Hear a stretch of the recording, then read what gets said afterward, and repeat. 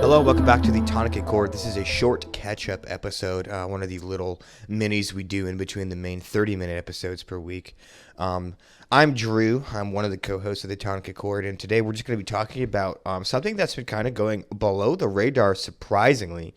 And we'll talk about why for various reasons that I think it is doing this. But the story of Joe Biden's sexual assault allegation.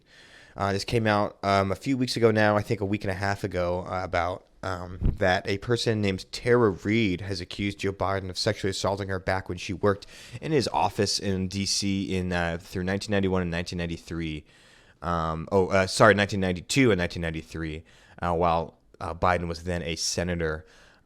She claims that Biden at one point put her up against a wall and put his hands up her skirt. And when she pulled away, Biden said, "Come on, man, I heard you liked me." And then after that, she said that she was later moved to a windowless office and then frozen out of any, real, promotions or business. And then, of course, Joe Biden's campaign denies the accusation. His executive assistant has said that she had absolutely no knowledge or memory of Miss Reid's accounting of the events, which would have left a searing impression on me. So we have the classic case of there's an allegation and then there's a strong denial. But what's interesting to me about it is the media coverage. This is something that, it's a pretty big allegation. It's something that raises a lot of questions. It's something that we see a lot in politics, but it's still detrimental. I mean, there's still people that have, had to resign because of sexual assault allegations or infidelity or various things. And it's weird to see how this has kind of flown under the radar. I mean, understandably so, and a little bit understandable because of the whole COVID thing. All right, I'm not justifying it, but it's a kind of understandable that you have this global pandemic, so people are tuned into that more so. And in general, kind of the politics of the 2020 election seem to be on hold. But that doesn't automatically mean, we shouldn't cover stories like this. And The Guardian actually kind of calls out and The Guardian is, of course, from the United Kingdom. But they kind of call out American mainstream media when they say, you have a serious allegation, and then yet you have headlines that read, top 10 women Joe Biden might pick as VP in Joe Biden's inner circle, no longer a boys club. First being CNN and the second being the Associated Press. Whereas right-wing news outlets have seized upon the accusations, as well as more progressive left-wing media has also been hammering it home. Places like Democracy Now!, certainly the Bernie camp. Online, at least, again, this is anecdotal, but online on various more progressive websites, there's a lot of memes, really hateful memes about Biden, calling him a rapist. So some people are very, very upset, and some people don't seem to be interested at all. And again, it's the mainstream media, especially kind of the more middle left mainstream media, CNN, MSNBC, that kind of have been blowing this under the rug. So let's talk a little bit about the actual allegation, right? This happened in the 90s. The woman is Tara Reid. She did a podcast, let me find here, with a podcast with host Katie Halper, where she talks about face-to-face. I think it's over FaceTime because everyone's quarantined. But she talks about the allegation. Of course, you can go watch that and see for yourself, and think, and find your own opinion on Tara Reid. But, she talks about how it was difficult for her to come out about it at the time because she didn't know what to do. She figured, these are my boss. Basically, you have to go against your boss, and she was just trying to get ahead in politics in D.C. So that leads to, there's always the question we hear every time we hear these allegations come out years or decades after the fact, people always ask, well, why didn't you say anything earlier?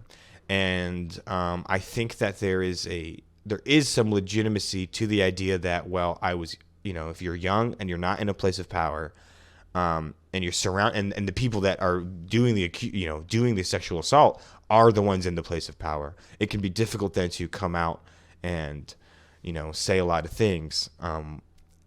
and there's a lot of fear of retribution. And of course, Tara Reid says that she said it was hard to get a job around DC. When she did mention it to people, it was hard to get a job around DC. She tried to volunteer for Robert Kennedy's office and was denied.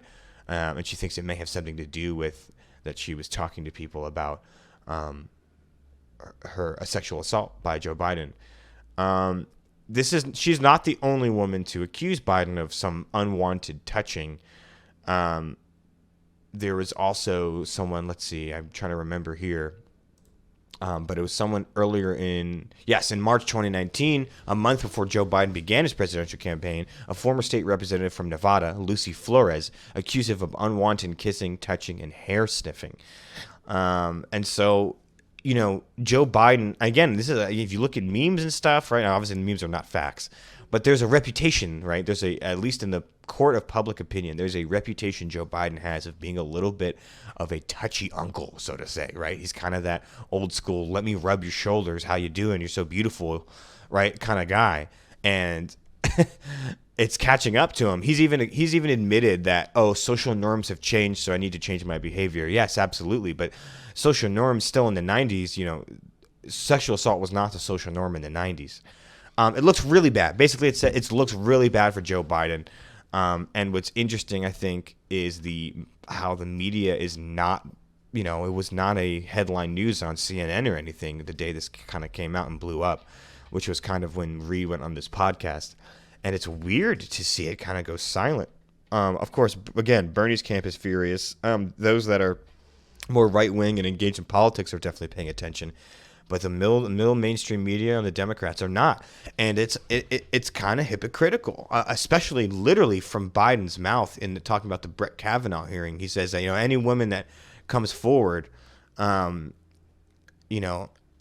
woman that comes forward about something like this, is brave. Let's see, let me find the exact quote. But Biden talks about the whole Kavanaugh hearing, and he made this, he made this statement that for a woman to come forward in the glaring light of focus nationally, you've got to start off with the presumption that at least the essence of what she's talking about is real.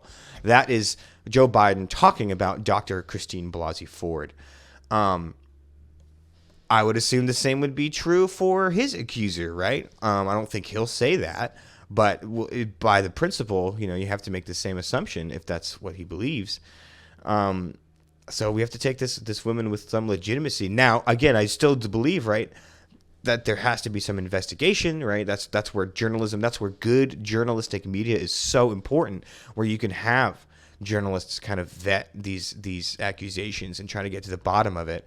Because I'm sure there are instances where people have lied. I don't doubt that happens, but we can't assume one way or another just off the bat. But we definitely have to take it seriously.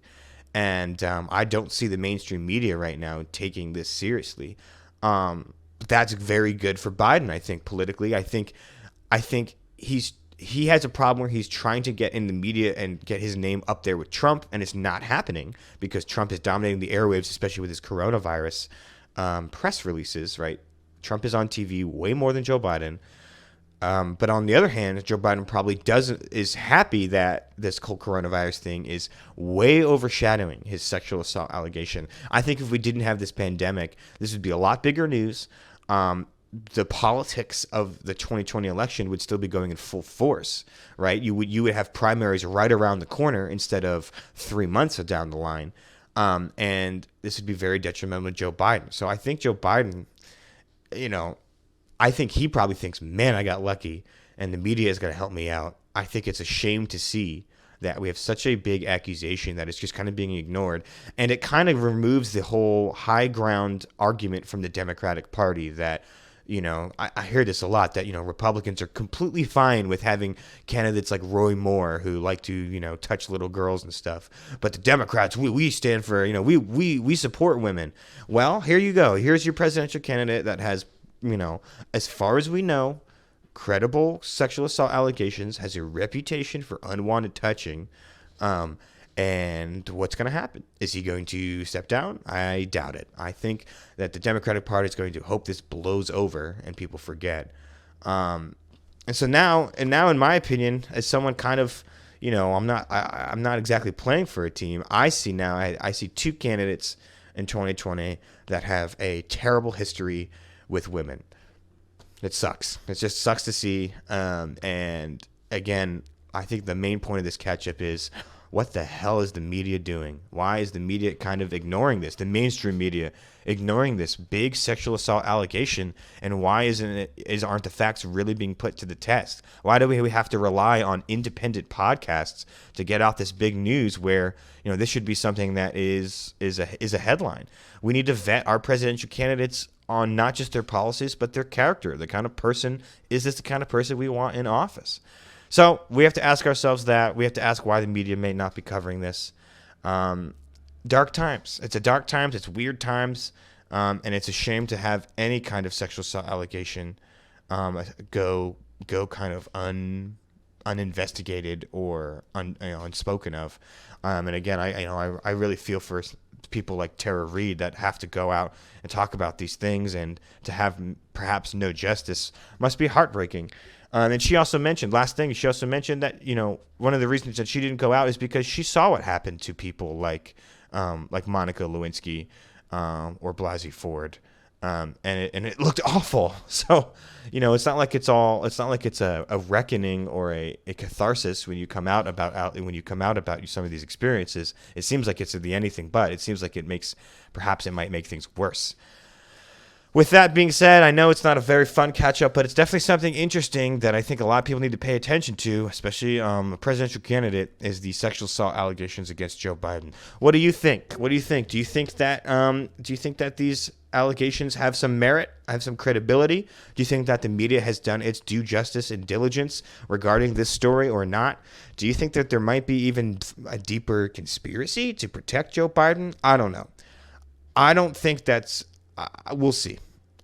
But I'm certainly disappointed in our mainstream media and journalism at this time.